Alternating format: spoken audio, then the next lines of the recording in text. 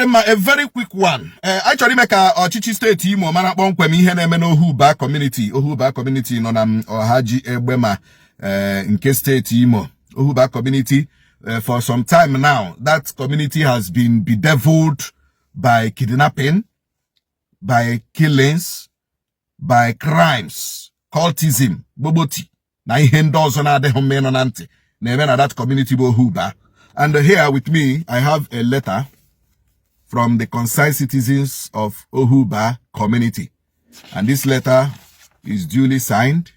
This letter is duly signed. Very briefly, the problem this case to office Nchekwando Foundation war about a certain kidnapping case incident that happened in that community. Emechajide somebody who onye brule the money bugarande kidnapper so kwanu kete ego 10 million naira ka akwụrụ na that particular kidnapping. So nime 10 million naira the person ejidere enye 500,000. That's here we gear enye 500,000. Then I track gide this guy. Now this guy ejidere now IPO yana Tiger Base. Woku onye that area. Keda here. Moses Ogarabe. Moses. Wo IPO this guy ejidere.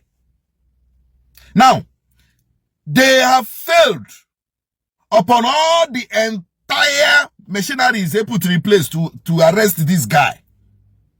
Then when they call Sokwa, then has to make kidnapping now. They are still at large. But yet, in the forest, Nasa forest, even the person who bruled the money, and then the Chicago statement. Now, the IPOG this case is killing this matter. This Moses is killing this matter because from the same area. From the same area, all this is this petition. Duly signed. Duly signed. The Commissioner of Police, we are asking it because we know that the Commissioner of Police is not aware of this matter.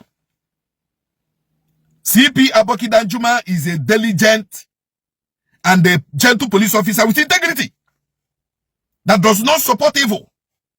And we believe that if the CP gets to know about this, which he will soon get to know, today, tomorrow, the CP will know. He should call Moses or Garabe of Tiger Base to order and remove that case from him, sir. Nchekwando Foundation, we are going to move. That the case, this case now, Moses Anuaji, should be removed from him. And when the case this guy able Moses mayor of ma like this. And when the case this guy mayor of ma upon ihe niile allegations niile na ihe niile o mekro. Amami na gote by neje. But unfortunately, ndedikia kanona police because of the kind of system I nwere. I'm telling you, ndedikia kanona police upon ihe niile o mekro. The kind of system I want to encourage in the decade to continue staying in the police force. And it is unfortunate and a sad one. So we are asking the CP of Imo State and Imo State government to look into this case of kidnapping that happened in Ohuba autonomous community. Because there is a rising case of kidnapping. They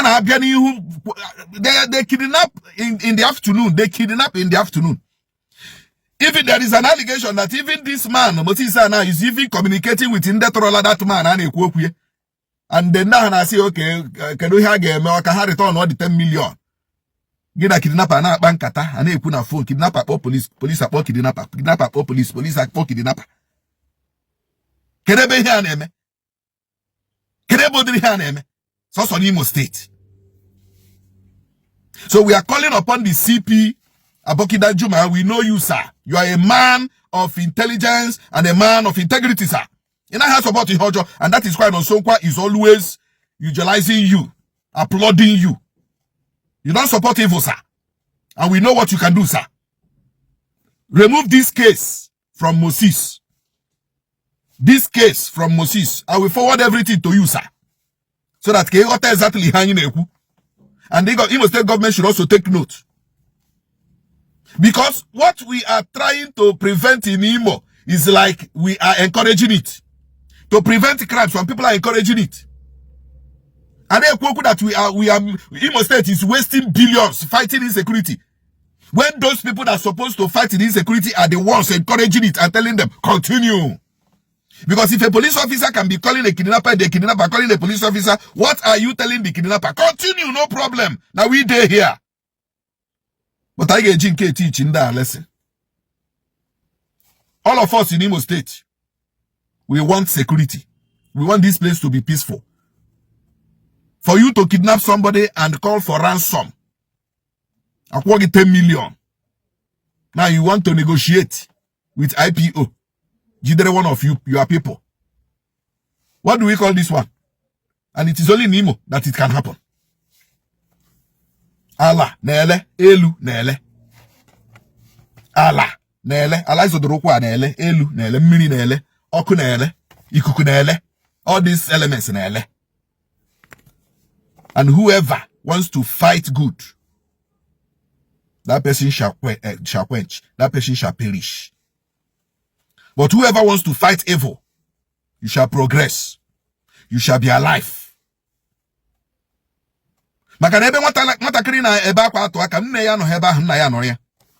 know security in Imo State. Some people who want the police, some of them. And then nyaka, they tiyoko, nasia ganihu, which is evil. So we are calling upon the CP of Igbo State to look into this matter. And also, the Igbo State government to look into this matter. I'm a high kwa. Yeruhu gita weri ke ruoru gechi. Yeruhu gita weri ke ruoru gechi. Onye ọbụla support ihe ọjọọ ga-akpụ ya ihu.